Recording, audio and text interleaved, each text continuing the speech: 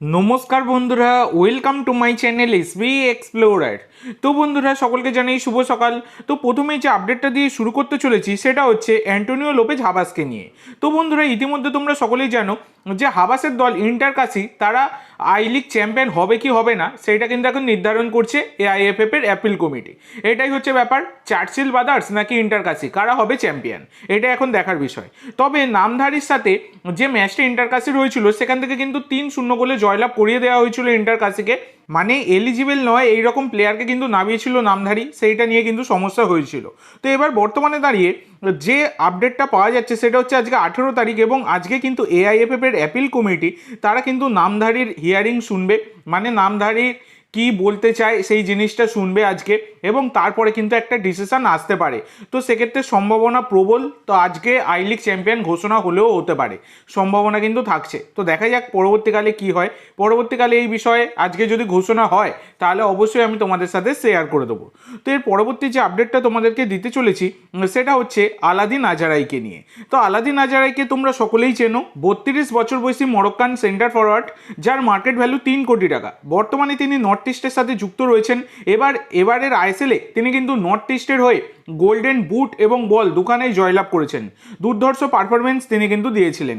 তো এই আলাদিন আজারাই তার কিন্তু 31 মে 2025 চুক্তি শেষ হয়ে যাচ্ছিল নর্থ ইস্টের সাথে।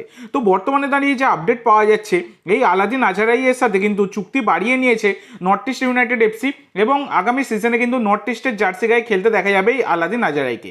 শুধু আলাদিন আজারাই নয়, জিতিন এমএস, 27 বছর বয়সী ভারতীয় এই উইঙ্গার জিতিন এমএস, যার মার্কেট ভ্যালু 2 কোটি টাকা, তার সাথেও কিন্তু চুক্তি বৃদ্ধি করে নিয়েছে নর্থ ইস্ট ইউনাইটেড এফসি। তারও কিন্তু চুক্তি শেষ হয়ে যাচ্ছিল এই 31 মে 2025, তার সাথেও কিন্তু চুক্তি বাড়িয়ে নিয়েছে।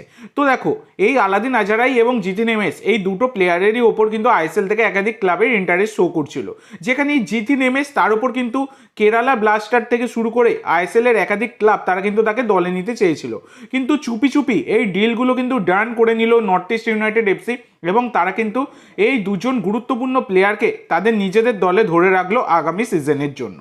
তো পরবর্তী আপডেট দেওয়ার আগে তোমাদের সকলের কাছে আমার একটাই অনুরোধ, যারা যারা চ্যানেলে প্রথমবার এসেছো অবশ্যই সকলে একটা করে সাবস্ক্রাইব করে দিও। তোমরা সাবস্ক্রাইব করে রাখলে পরবর্তী ভিডিও বানানোর মোটিভেশন অনেক বাড়ে, সেক্ষেত্রে অবশ্যই সকলে একটা করে সাবস্ক্রাইব করে দিও।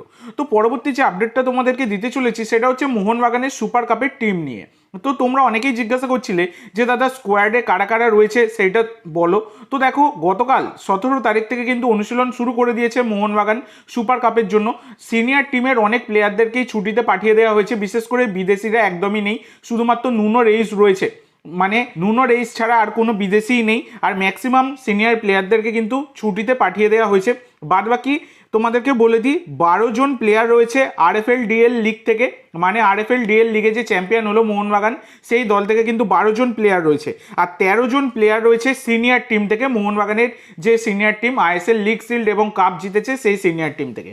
তো তোমাদেরকে নামগুলো বলে দিই, সিনিয়র টিম থেকে রয়েছে দীপক টাংরি, সাহাল আব্দুল সামাদ, অভিষেক সূর্যবংশী, দীপেন্দু বিশ্বাস, সৌরভ ভানওয়ালা, ধীরাজ সিং, আর Sheikh, Suhail Bhat, Nuno Reis, Ashique Kuruniyan, Glen মার্টিন্সদের মতো প্লেয়াররা রয়েছে। এছাড়া আরএফএল ডিএল লিগ থেকে কিন্তু রয়েছে টাইসন, পাসাং দর্জি তামাং, রাজ বাসফোরে, রবি রানা, আমনদীপ সিং, প্রিয়াংশ দুবে, এই রকম কিন্তু আরও কিছু প্লেয়ার রয়েছে। টোটাল 25 জন প্লেয়ারের কিন্তু স্কোয়াড নিয়ে প্র্যাকটিস শুরু করে দিয়েছে মোহনবাগান, এবং কোচ হিসাবে বাস্তব রায় রয়েছে। বাস্তব রায়ের তত্ত্বাবধানে প্র্যাকটিস হচ্ছে, এবং বর্তমানে কিন্তু ছুটিতে রয়েছেন ডেগি কার্ডোজো।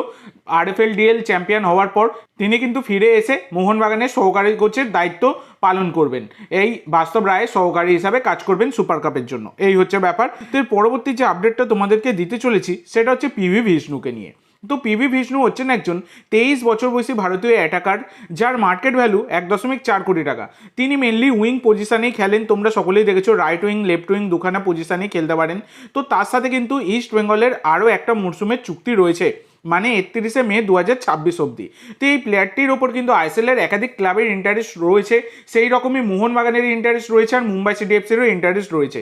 গত সিজনে মুম্বাই সিটি তাকে প্রায় অলমোস্ট কনফার্ম করে ফেলেছিল, কিন্তু পরবর্তীকালে তিনি থেকে গিয়েছিলেন। কিন্তু ব্যাপারটা হচ্ছে এই বর্তমানে দাঁড়িয়ে যে আপডেট পাওয়া যাচ্ছে, যেটা হচ্ছে গতকালকে ম্যারিনার্স অ্যারিনা তারাও কিন্তু একটা ইঙ্গিতপূর্ণ পোস্ট করেছে বিষ্ণুকে নিয়ে। এছাড়া কিন্তু সংবাদ প্রতিদিন তারাও কিন্তু পোস্ট করেছে যে পিভি বিষ্ণু তিনি নাকি মোহনবাগানে আসছেন ইস্ট বেঙ্গল ছেড়ে। এই রকম ব্যাপার। এবার সেটা দেখেই তোমরা অনেকেই জিজ্ঞাসা করছিলে যে দাদা পিভি বিষ্ণু তাহলে কি তিনি মোহনবাগানে আসছেন?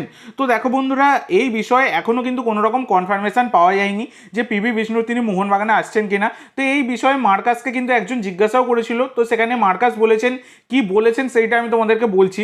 তিনি বলেছেন পিভি বিষ্ণুর সাথে আরও একটা বছরের চুক্তি রয়েছে ইস্টবেঙ্গলের, এবং আমি যতদূর জানি ক্লাব তাকে নতুন চুক্তি অফার করতে চলেছে। যদি আনোয়ার আলীর মতো একতরফাভাবে চুক্তি ভঙ্গ না করে তাহলে আমার মনে হয় না পিভি বিষ্ণু সে মোহনবাগানে যাচ্ছে। মানে আনোয়ার আলীর উদাহরণ টেনে এনেছেন, যেটা মার্কাস তিনি কিন্তু জানিয়েছেন। তো ব্যাপারটা হচ্ছে দেখো, এবার এইখান থেকেই তাহলে কি প্রমাণ হয়ে যায় যে পিভি বিষ্ণু তিনি মোহনবাগানে আসবেন না? তো দেখো, আসা না আসা পরের কথা, তবে হ্যাঁ একটা জিনিস তোমাদেরকে বলতে পারি, মার্কাসেরও সব খবর যে সবসময় সত্যি হয় তা নয়। এর আগে তোমরা জানো কার্ল ম্যাকিউককে নিয়ে তিনি বলেছিলেন যে তিনি মোহনবাগান ছাড়ছেন না, তিনি তার কিছুদিনের মধ্যেই মোহনবাগান ছেড়েছিলেন। এছাড়া কিন্তু সবথেকে বড় কথা, তিনি বলেছিলেন মোহনবাগানের নতুন কোচ মানে মলিনা আসার আগেই, যেদিনকে ঘোষণা হয়েছে মলিনা কোচ মোহনবাগানের, তার আগের দিন তিনি টুইট করেছিলেন যে মোহনবাগানের কোচ নির্ধারণ করতে 10 দিনের মতো সময় লাগবে। তো সেখানে কিন্তু তিনি যে টুইটটা করেছেন মানে মার্কাস, তার পরের দিনেই মোহনবাগানের কোচের নাম মলিনাকে ঘোষণা করা হয়েছিল।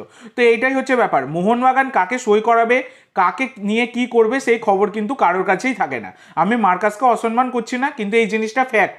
মোহনবাগান কবে বলতে কবে দুম করে সই করিয়ে ঘোষণা করে দেবে সেটা কিন্তু কারোর কাছেই জানার মানে অসম্ভব, কার্যত বলা যায়। তবুও যেটুকু খবর পাই তোমাদের সাথে শেয়ার করবার চেষ্টা করি। সেই রকমই পিভি বিষ্ণুর ব্যাপারটা একটা ইঙ্গিতপূর্ণ পোস্ট কিন্তু ম্যারিনার্স অ্যারিনা করেছে, এছাড়া সংবাদ প্রতিদিন তারাও জানিয়েছে। তো দেখা যাক কি হয় পরবর্তীকালে, এই ম্যারিনার্স অ্যারিনা এবং সংবাদ প্রতিদিন এদের খবর সত্যি হয় নাকি মার্কাসের খবর সত্যি হয় সেটা এখন দেখার বিষয়।